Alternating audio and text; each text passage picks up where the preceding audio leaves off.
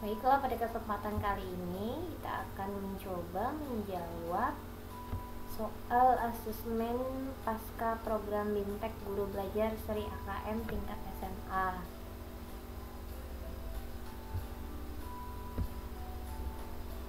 Yang pertama,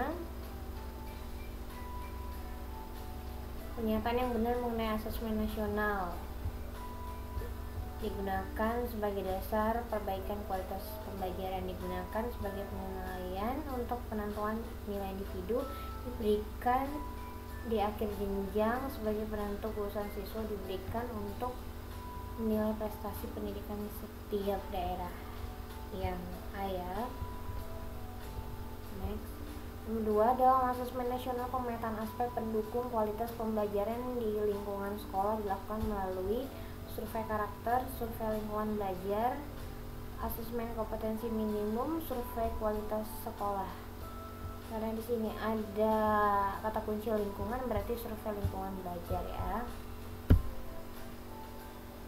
Next.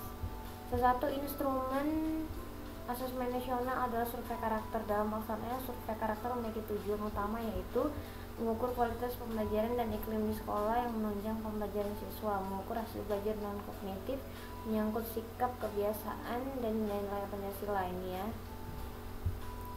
Yang C, Pancasila mengukur hasil belajar secara kognitif melalui kompetensi dasar literasi, membaca, dan numerasi. Yang D, mengukur kemampuan akademik siswa dilihat dari nilai akhir siswa sebagai penentu kualitas sekolah. Yang B ya, ada di sini sikap, kebiasaan, dan nilai-nilai Pancasila. Next. Perbedaan asesmen nasional dengan ujian nasional adalah ujian nasional dilakukan pada siswa kelas 5, 7, dan 11, sedangkan asesmen nasional untuk tingkat akhir. Salah. Ujian nasional dilakukan selama 1 minggu, sedangkan asesmen nasional dilakukan selama 4 hari. Ujian nasional dilakukan pada semua siswa, sedangkan asesmen nasional pada siswa sampel. Ini yang C ya. Ujian nasional dilakukan secara daring, luring, dan blended, sedangkan asesmen nasional dilakukan secara daring. Yang lebih ke C ya. Next. 5, pernyataan yang tepat mengenai ragam butir soal yang digunakan dalam asesmen kompetensi minimum, yaitu jumlah butir soal yang diujikan pada setiap jenjang sama, yaitu 30 soal. Enggak ya.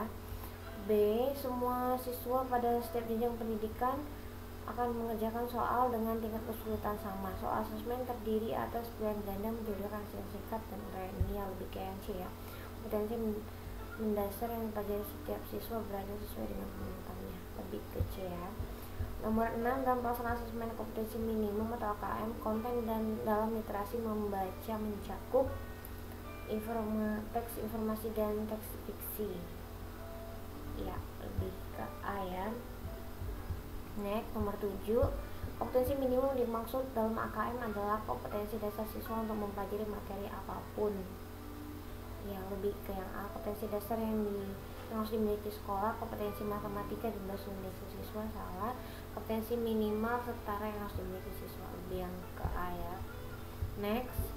Nomor 8, asesmen kompetensi minimum dan ujian nasional memiliki beberapa perbedaan, termasuk dalam konteks soal. Dari pernyataan berikut, manakah yang menunjukkan ciri-ciri soal asesmen kompetensi minimum?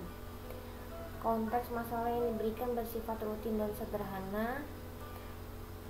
Soal bersifat relevan dengan dunia nyata dan aplikatif. Lebih ke yang B ini.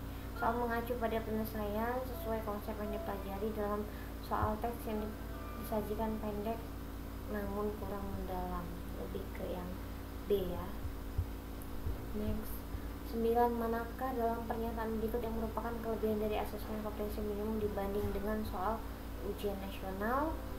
Mutu pendidikan diukur dari penilaian konten yang esensial pada mata pelajaran tertentu.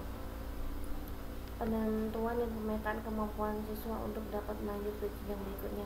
Kemampuan kognitif menjadi hal utama sehingga lebih menekankan pada penguasaan materi, menekankan pada penguasaan kompetensi dan penerapannya dalam berbagai konteks kehidupan.